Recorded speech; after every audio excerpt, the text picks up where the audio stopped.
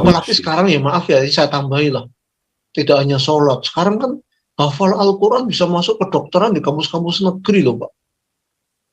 Hafal Al-Quran, Pak.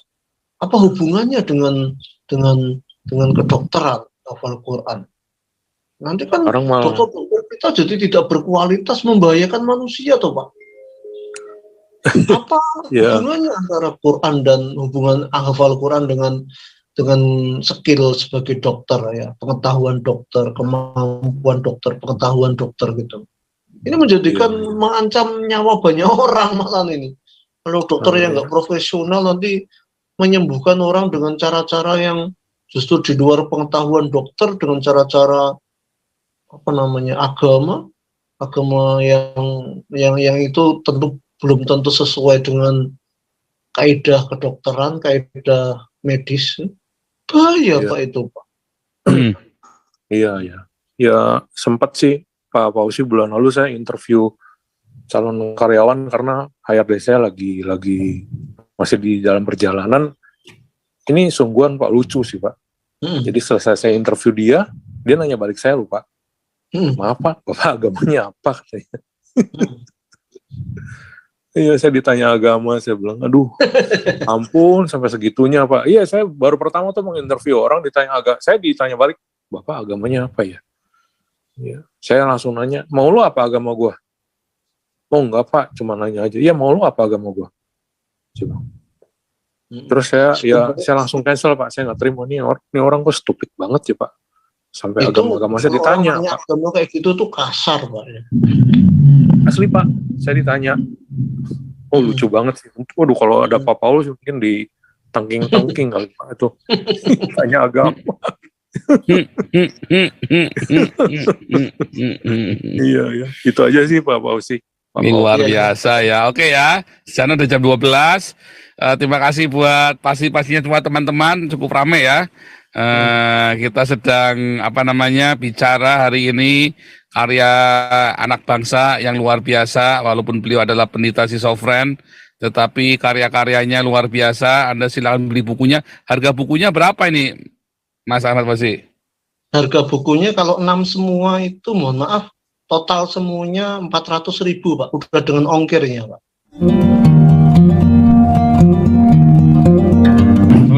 Mas Ahmad Fauzi, kita sebelum ke Reform Crusader dan Andre Wirabuana, kita daulat untuk baca puisi Tuhan Mentai dulu ya. Bentar. Ya, saya ambilkan bukunya dulu Mas. Ya, boleh.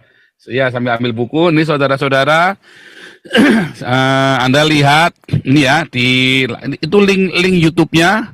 Ya, Anda sudah saya pin di kolom live chat ya, link YouTube-nya Mas Ahmad Fauzi. Di subscribe ya, supaya kita bangun YouTube-nya, supaya beliau bisa berkarya via YouTube juga.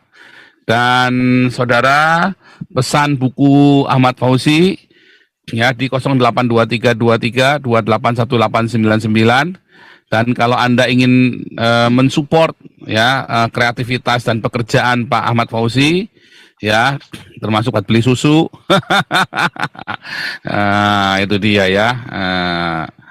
Nomor rekening Bank Mandiri 1360 0104 56140 ya, support ya, karena beliau ini adalah salah satu ilmuwan kita, sosiolog, antropolognya kita yang disia-siakan oleh negara ya, hanya gara-gara tidak ada support, hanya gara-gara dianggap menista agama. Nanti Mas Ahmad Fauzi ini rencananya akan saya minta untuk menjadi salah satu pengajar di Bible College-nya kita ya. Kita nanti punya Bible College ya, untuk mengajar Islamologi. Nanti Mas Ahmad Fauzi ini mengajar Islamologi dan filosofi ya. Nah, ini sudah langsung dilamar nih ya. Kita sedang bikin Bible College ya di Belanda ini, saya sedang bikin Bible College online ya. Nah, ini pengajarnya salah satunya ini Ahmad Fauzi ini nanti. Karena kita kelasnya online ya.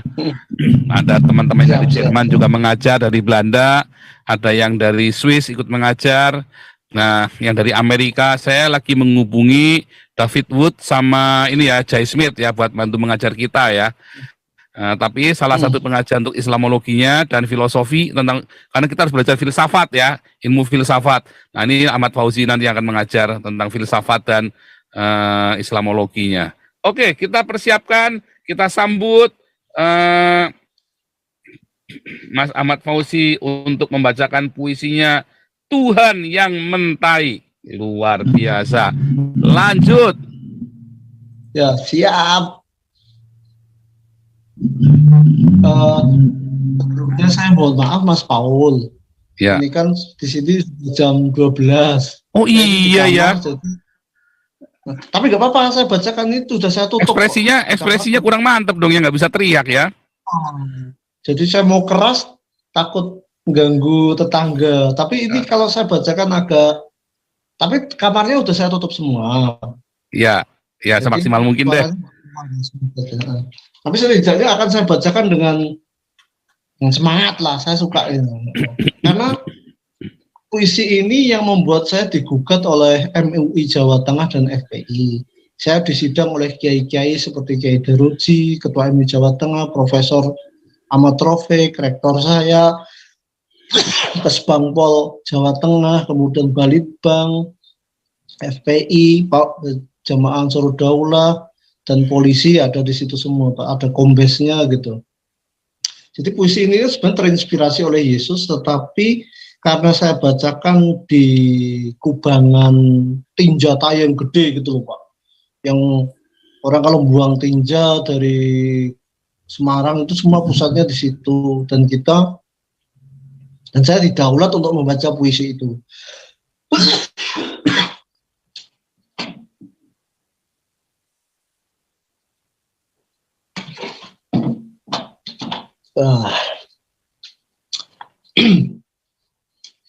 Mulai ya Pak Paul? Ya, lanjut. Ya. Ini puisi sebenarnya terinspirasi oleh Yesus ya. Jadi oleh Kanjeng Yesus, saya cuman kesannya agak kayak kasar gitulah mungkin. Tuhan pun mentai. Ia yang merendahkan diri di hadapan manusia, menyapa sejarah dalam derita, mendaging dan merasapi rasa lara, bergaul dan berkumpul bersama para pecundang nestapa. Yakinilah, Tuhan sudah menghilang dari masjid, biara, ataupun gereja. Ia muak dengan para kiai, ustadz, ataupun para ahli agama. Ia tidak lagi ditemukan dalam sujud doa dan kitab suci penuh dogma. Ia enggan menampakkan diri bersama cahaya.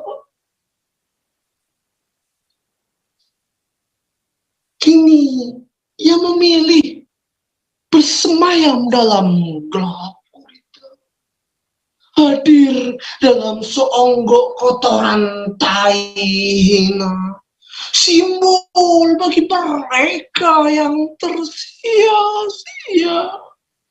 Ia mengambil tempat yang menjijikkan, lagi menajiskan. Tuhanku mentai bersama tetesan air mata dari mereka-mereka yang dipecundangi oleh nasib dan kenyataan dunia. Terima kasih. Terima kasih.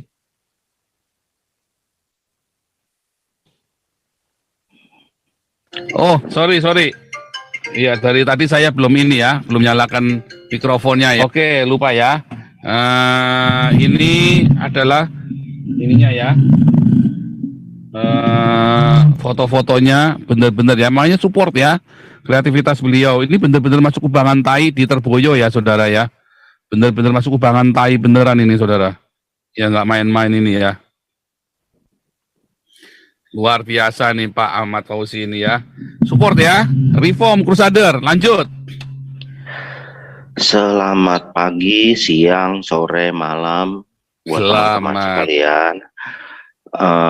Buat Pak Fauzi, peluk kasih sayang saya sebagai seorang teman. Terima kasih atas puisinya, itu benar-benar alkitabiah sesuai dengan kenotik kristologi bahwa Tuhan Allah Jehovah di dalam diri Yesus Kristus merendahkan dirinya, Allah yang maha rendah hati, ya, bahkan lebih rendah, seketika lebih rendah daripada malaikat dan lebih rendah daripada manusia yang mati di atas kayu salib. Itu kematian yang paling hina. Buat Pak Fauzi, kita berbeda, tetapi ini membuktikan bahwa saya dan Pak Fauzi dengan Pak Paul dan teman-teman sekalian, kita bersatu di dalam perbedaan kita, di dalam membuktikan bahwa kita ini kompatibel dengan sila ketiga dari Pancasila. Maju terus Pak Fauzi, maju terus. Satu yang saya bilang, bisa sarankan ke Pak Fauzi, siapkan paspor. Ya, dengan free thinker Bapak itu jangan minder. Dibilang meskipun secara medis, secara ilmiah Bapak diklaim sebagai sisrofen, jangan minder. Maju terus Pak. Yeremia pun, Nabi Yeremia pun pada zamannya ya, ketika para nabi-nabi lain dan imam-imam mengatakan shalom, hanya Nabi Yeremia yang mengatakan penghakiman Tuhan. Ia dicap gila, sehingga ia dicap sesat, sehingga dipasung gitu loh ya, dipasung, dipenjarakan gitu. Tuhan Yesus pun, silakan baca dalam Yohanes 10 ayat 20, dikatakan gila oleh para imam-imam. Jadi jangan minder Pak, jangan minder. Karena saya ambil quote dari Rick Warren dalam bukunya The Purpose Driven Life. Ya, pada akhirnya itu apa yang Tuhan katakan, bukan apa yang manusia katakan tentang kita, tetapi apa yang Tuhan katakan gitu. Mengenai contoh satu lagi saya lupa, Galileo Galilei gitu loh ya, ketika mendukung teori Nikolaus Kopernikus heliosentris yang meruntuhkan geosentris gitu loh. Ia dicap sesat, bahkan dipenjarakan oleh kaum agamawi. Jadi saya bisa merasakan sedikit penderitaan Bapak, dicap gila, dicap sisrofen karena berbeda dengan mayoritas. Tidak Pak, tidak. Buat saya pribadi itu saya tidak mencap Bapak seperti klaim seperti itu, seperti stigma seperti itu. Ingat, waktu Kristus disalib, mayoritas orang mengatakan salibkan dia. Sekarang kalau kita berbicara mengenai atas nama suara mayoritas, pemikiran yang terbanyak, apakah orang-orang yang berteriak pada saat itu salibkan dia adalah orang-orang yang waras? Jangan Pak, maju terus, jangan minder. Saya sebagai sahabat Bapak, meskipun dalam perbedaan kita, maju terus. Satu yang saya bilang, kalau boleh saya sarankan, siapkan paspor untuk komunikasi terus dengan Pak Paul gitu loh ya, biar free thinker kita memang banyak berbeda, mungkin loh ya, saya belum tahu Bapak, mungkin kita ada perbedaan gitu ya, tapi perbedaan kita itu menunjukkan bahwa Allah Jehovah yang kita sembah di dalam nama Tuhan Yesus Kristus benar-benar Allah yang maha besar, sehingga perbedaan-perbedaan itu ada gitu loh ya. Pemikiran manusia tidak sanggup menyelami, tidak berbeda jelas-jelas berbeda dengan yang sebelah itu ya, agama sebelah yang teriak-teriak Tuhan maha besar, Allah maha besar. Ketika ditanya deskripsikan mengenai Allahmu, mereka hanya sanggup berbicara Allah kita itu zat. Sesimpel itu. Knalpot mobil pun mengeluarkan zat, orang kentut pun mengeluarkan zat gitu loh. Hanya sesimpel itu saja gitu loh ya. Itu berarti mereka hanya menang klaim gitu loh. Terus apalagi nih, saya penutup ya Pak Paul ya.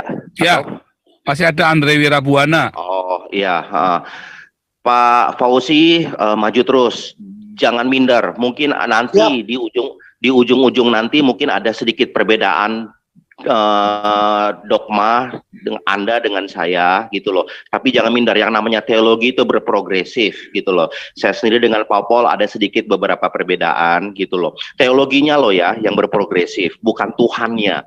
Tuhan itu tetap.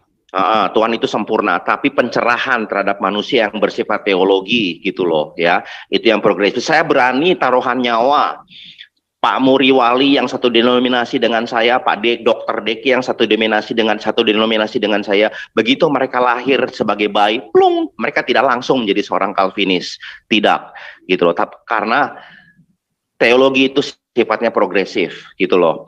Terus tadi saya mau ngomong apa lagi ya, Pak? Mau nyawer?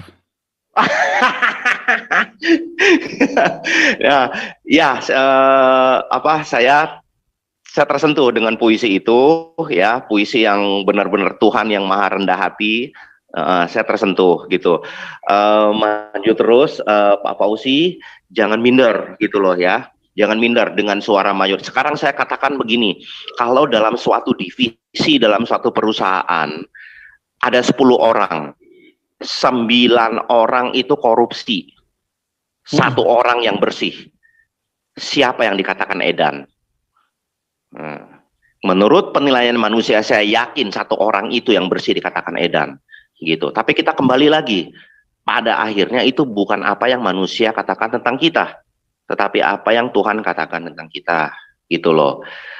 Maju terus dengan free thinker Bapak, pemikiran-pemikiran bebas Bapak, itu yang Tuhan karuniakan kepada Bapak, yang Tuhan anugerahkan kepada Bapak. Mengenai teologi itu sifatnya progresif gitu loh. Bapak-bapak gereja yang memenjarakan Galileo Galilei karena teori heliosentrisnya, saya yakin sebagian adalah bapak-bapak gereja yang dibangga-banggakan oleh Bapak Dr. Deki yang terhormat. Saya yakin gitu loh ya. Teologi itu termasuk pencerahan yang kita dapat sesuai dengan kedaulatan Tuhan saja.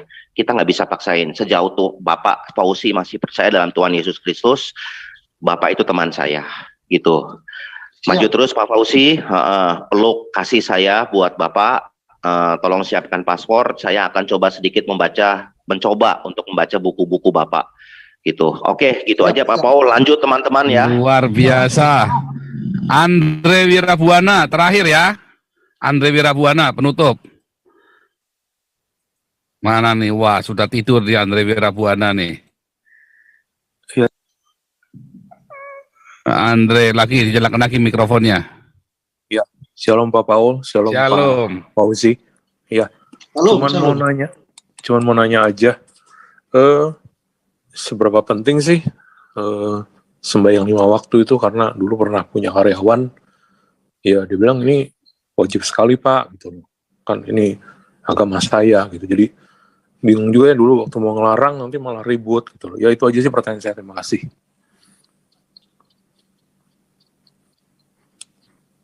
Ya, Pak Ahmad Fauzi. Iya Pak. Bentar Pak. Ya memang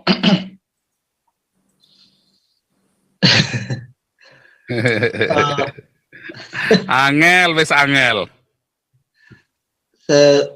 Saya itu merasakan apa ya, sholat 5 waktu itu kalau dalam perspektif psikiater itu malah masuk dalam kategori neurotik obsesif kompulsif. Jadi sholat atau kegiatan yang berulang-ulang terus, yang ditradisikan, dirutinkan, yang apabila kita sekali meninggalkan tuh rasanya kita ada yang kehilangan sesuatu, dan kayak yang dialami orang-orang neurotik. Itu yang dilakukan oleh Freud dalam penelitian dalam bukunya Totem and Tabu, bahwasanya ritus-ritus yang bersifat rutin yang berkali-kali itu memiliki kemiripan atau bahkan persamaan dengan gangguan saraf yang bersifat neurotik. Maka rata-rata orang sholat itu pertama kalau dia meninggalkan pasti merasa berdosa. Padahal itu berat loh Pak. Maksudnya dalam artian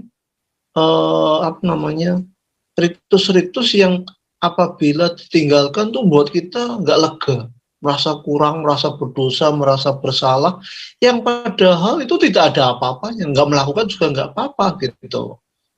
Dan kalaupun melakukan juga malahan sering orang yang melakukan sholat itu, bayangkan, sholat saking semangat imannya, sholat fenomena di Indonesia kan ada yang di jalan, menghalangi jalan, ada sholatnya di di atas mobil, ada sholatnya yang bayangkan di jalan raya menggelar sajadah. Halo. Ya. Iya. Menggelar kayak- sajadah itu kan fenomena yang sekarang menggejala di mana-mana, bahkan di dunia. Di Inggris sholat di orang ahli taksi karena merasa waktunya sholat, tukang yang naik pun disuruh keluar nunggu dulu, dia mau sholat dulu. Atau sekarang di Indonesia orang yang kerjanya jadi Grab atau GoFood, Pak, makanannya saya tunda dulu ya, saya mau sholat dulu, nanti Bapak setelah sholat baru saya antarkan. Ini kan berarti aduh. Jadi dalam perspektif psikologi itu, Pak, malahan ritus sholat itu menjadikan orang Muslim itu banyak yang mengalami gangguan neurotik.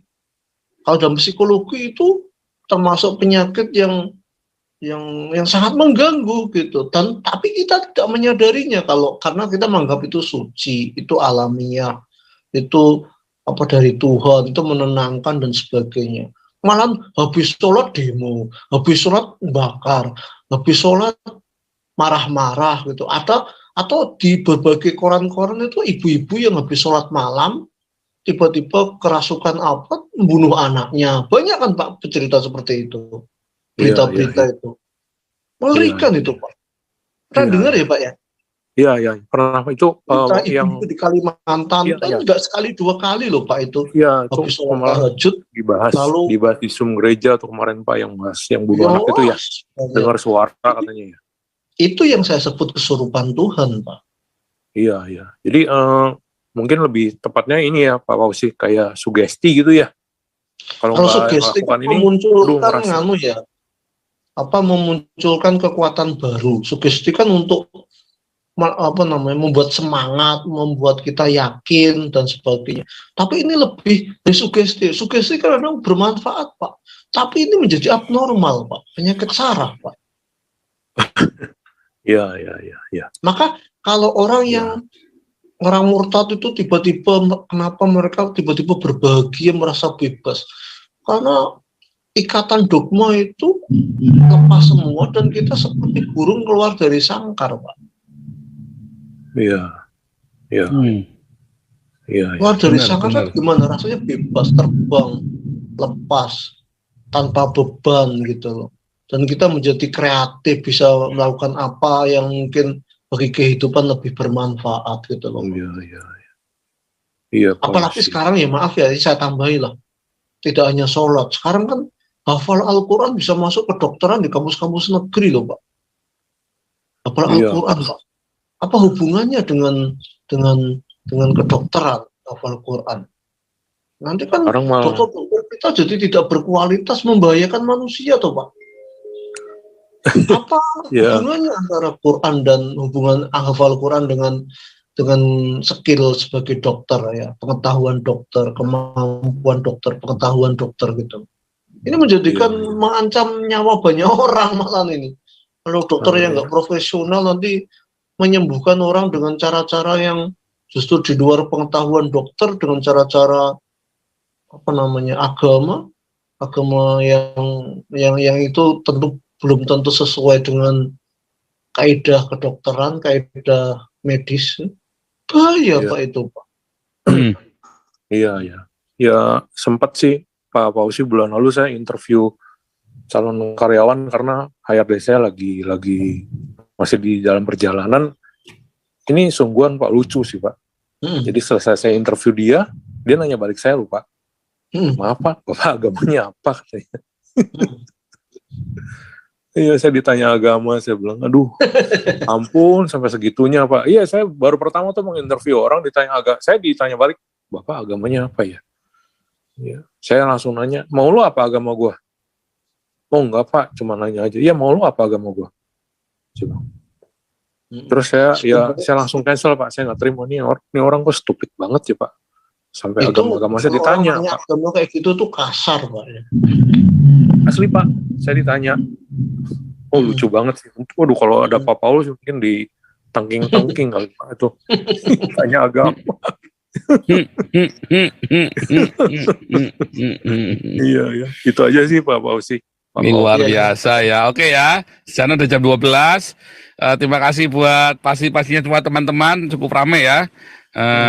Kita sedang bicara hari ini karya anak bangsa yang luar biasa, walaupun beliau adalah pendeta schizofren, tetapi karya-karyanya luar biasa. Anda silakan beli bukunya. Harga bukunya berapa ini, Mas Ahmad Fauzi?